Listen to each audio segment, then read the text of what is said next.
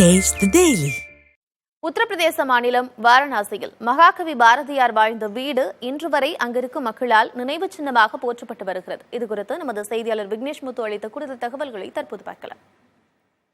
உத்தரப்பிரதேச மாநிலத்துல தான் நம்ம இருக்கோம். உத்தரப்பிரதேசத்துக்கும் தமிழகத்திற்கும் இடையேயான அந்த பல்வேறு இணைப்புகள்ல மிக முக்கியமானது மகாகவி பாரதியார் வாழ்ந்த வீடு. அந்த வீட்டுல தான் நம்ம இருக்கோம்.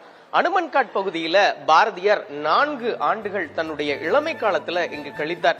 அவருடைய நினைவை போற்றும் வகையில் தமிழக அரசு சார்பில் இங்கு அந்த மார்பளவு சிலை என்பது அரசு சார்பில் அமைக்கப்பட்டு கடந்த சில ஆண்டுகளுக்கு முன்புதான் தமிழக முதலமைச்சர் மு.க. ஸ்டாலின் அவர்களால் இந்த சிலை என்பது காணொளி வாயிலாக நேரடியாக திறந்து வைக்கப்பட்டது. கிட்டத்தட்ட இந்த வீட்டுல இப்போ ஒரு 10க்கும் மேற்பட்ட அவர்களுடைய உறவினர்கள் வம்சாவளியினர் வசித்து வரார்கள்.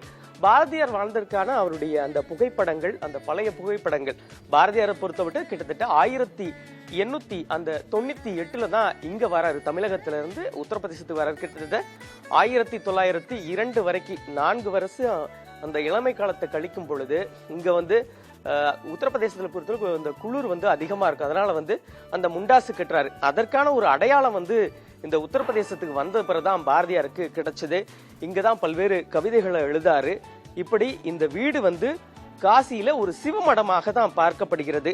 அவருடைய தன்னுடைய பள்ளி பருவத்துல இங்க இருக்கக்கூடிய அந்த ஜெய் நாராயணன் பள்ளியில தான் 9ஆம் வகுப்பு சேர்க்கிறாரு. குறிப்பாக போஜ்புரி, ஹிந்தி, வங்காளி முதலிய பல்வேறு மொழிகளை இங்கதான் அவர் கத்துக்கிட்டாரு.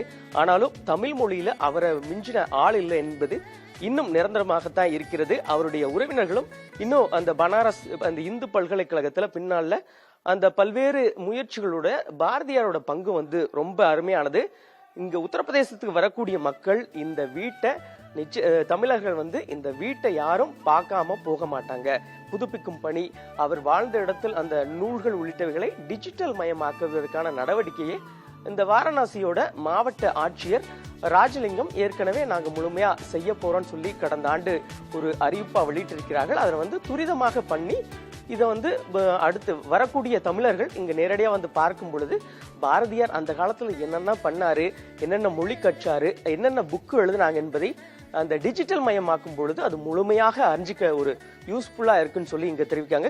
ஏற்கனவே உத்தரப்பிரதேச அந்த வாரணாசி ஆட்சியர் ராஜலிங்கம் அவர்கள் தெரிவித்தது போன்று அந்த பாரதியார் வாழ்ந்த அந்த இடத்துல அந்த நூல்களை உடனடியாக டிஜிட்டல் மயமாக்கினால் தமிழகத்திலிருந்து இந்த காசிக்கு வரக்கூடிய நபர்கள் பாரதியாரின் முழுமையான விவரங்களை பெற்று அவர்களுக்கு தேவையான அந்த கவிதை அறிவுகளை முழுமையாக பெற முடியும். புதிய தலைமுறைக்காக ஒளிப்பதிவாளர் கிருஷ்ணமூர்த்தியுடன் காசியிலிருந்து செய்தியாளர் விக்னேஷ் முத்து.